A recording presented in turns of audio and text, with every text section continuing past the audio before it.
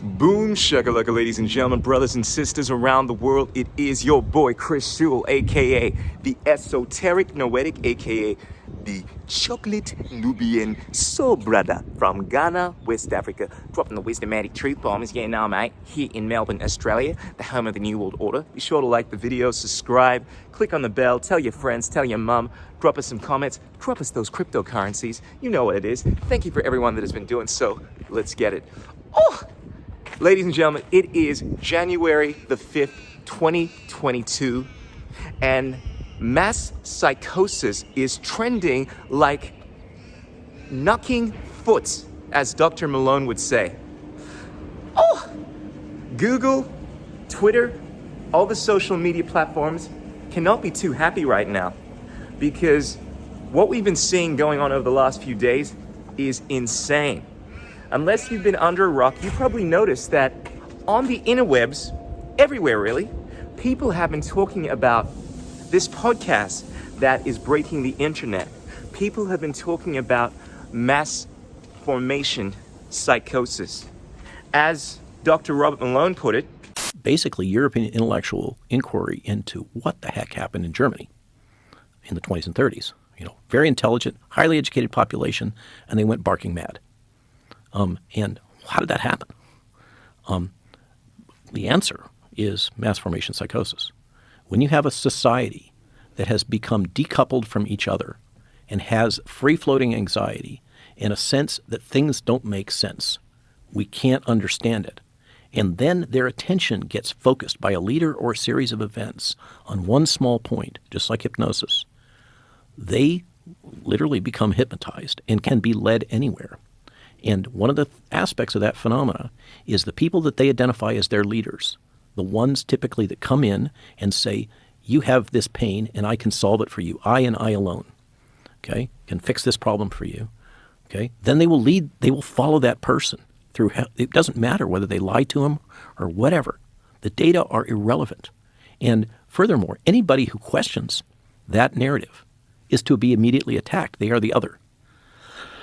This is central to mass formation psychosis. ladies and gentlemen, what we are seeing going on right now is really fascinating. I don't think we've ever seen a time like this in history, because whereas in history we've seen mass psychosis, but there is a weird phenomenon whereas a lot of people are caught up in this illusion, there are also a tremendous amount of people, which is evident, that do know what is going on, that whereas cannot speak about this thing openly on social media, publicly, because they will be censored, they know what's going on. And they know that you know, at least on a level. Because this is the other thing to consider. Whereas a lot of the momos won't speak about this, deep down, they know something's up. There are people like my mom that know that what is going on is crazy, it doesn't make sense, but she'll refuse to speak about this. If you try to drop this, she will just openly ignore it. And it's frustrating, but you know they know what's up. There are people that will be more overt about it. They will act as if you were a pariah. As soon as you try to confront them with rational information, they will act like they're crazy because they know that there is sense to what you're saying. People are aware of what is going on. And the crazy thing is that despite their awareness, they're still acting in this way. And I've been thinking, how do we confront what is going on? How do we challenge this thing? And it's like a virus. Bear with me. In the same way that a virus, when it infects the host, the only way to defeat it is not by using brute force. You don't beat yourself up when you're infected with a virus, ladies and gentlemen. No. That's only going to end up killing yourself. Any homeopathic healer will tell you that fundamentally you have to strengthen yourself, strengthen the immune system. In the same way that a virus affects a host, when a virus affects the planet, which also is a living organism, and the planet is very much aware of what is going on, it needs to activate white blood cells, just like the host would. The white blood cells, they need to activate and fight off the virus. And how do we do this? We do this by strengthening ourselves, making sure that we ourselves as individuals are healthy, are strong, are getting lots of rest, but more importantly, are spreading more and more white blood cells to fight this virus that has infected us, that has affected the planet. And we do this by marketing. And the best way to market in the 21st century, ladies and gentlemen, is not marketing on the interwebs. You'll just get yourself censored. You'll just get yourself flagged. You'll ruin your business. You'll ruin your image in the sense that you may not be able to do what you love doing, as has happened to many of us. The smart thing to do is to build communities. That's how you market in the 21st century.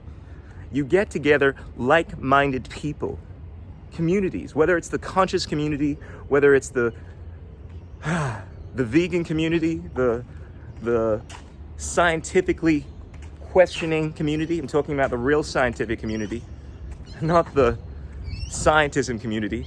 You know, I was thinking, there is nothing that says I trust the science than saying you don't want any of the data released for 75 years. And that's what one of the institutions concerning what's going on has done. But you need to form communities. And you need to make those communities strong. And once your community is big enough to the point where this stuff becomes ostensibly understood, not just within your community, but within many communities, then you are really in a position to fight off this virus. I mean, we need to get to the point, ladies and gentlemen, where you don't just have fringe communities that are understanding what's going on, that see beyond the veil. This thing needs to become like Star Wars. And what I mean like that is, generally, the nerds, the geeks, the freaks, they like Star Wars. They know what Star Wars is about, right? Yeah, they know the Ewoks, they know all the intricate details about Star Wars. But you need to get to the point where even the momos, even the beach babes, even the normies know about Star Wars. And that's what we find in the 21st century. They all know about this kind of stuff. And we need to make the mass psychosis like that. People need to be aware of what is going on every front, to the point where this thing becomes unbelievably undeniable, where the cognitive dissonance is not even strong enough to dissuade people from doing the right thing. That's what we need to get to, ladies and gentlemen. And we are slowly seeing that. We are slowly seeing that at the moment. It's not at the point where people can overtly speak about this stuff, but nonetheless, people are aware of this, evident with what is trending on the internet. And it's weird because we do have two factions at the moment.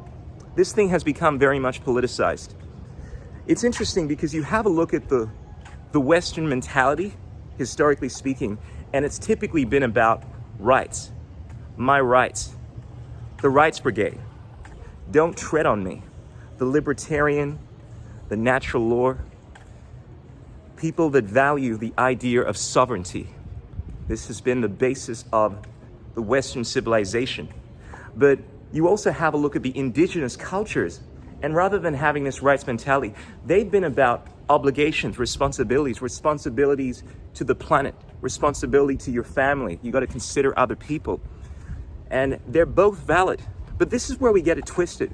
Whereas with rights, they deal specifically with what cannot be done, what cannot be forced on you.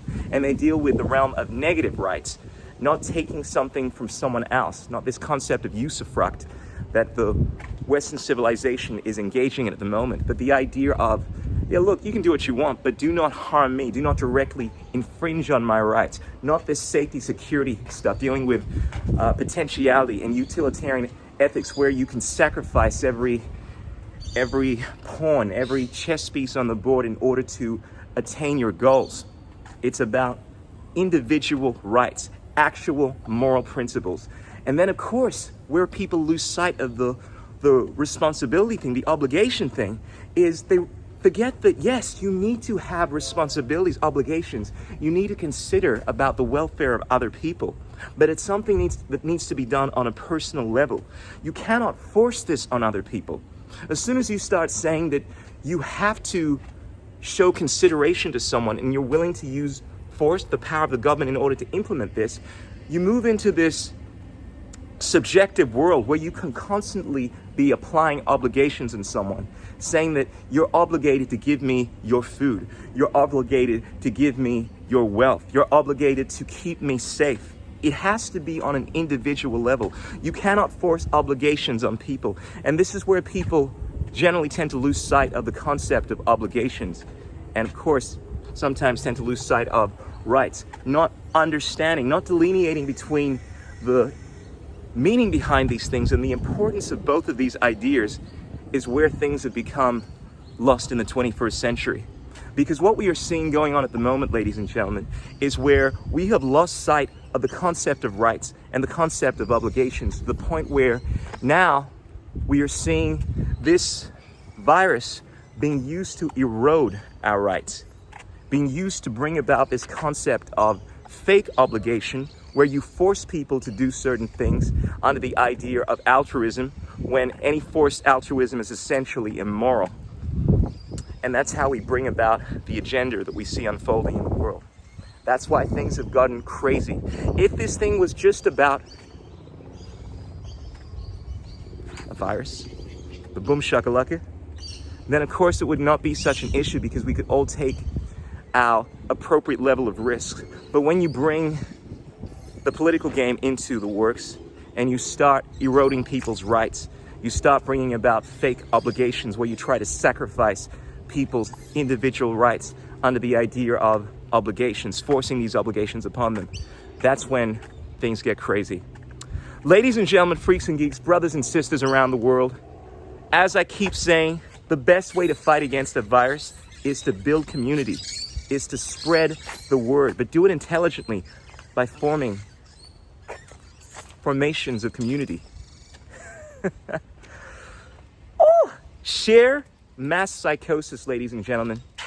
We got to get this thing trending out there. Share this video. Tell your mom. Tell your friends. Tell them about the chocolate Nubian soul brother. Until next time, Surya Namaskara Namaste. Remember, there are 3 things that cannot remain hidden for long: the sun, the moon, and say it with me, the wisdomatic truth bombs of the chocolate Nubian soul brother. Ow!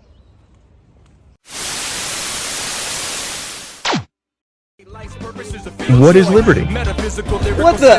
Who says you can't build muscle on a vegan diet? What's it like being a hottie in the vegan community? There are no political solutions, only technological ones. The economics of the system don't allow multiple competing systems to survive. Engineering, technology, these arts of humanity, they are magic.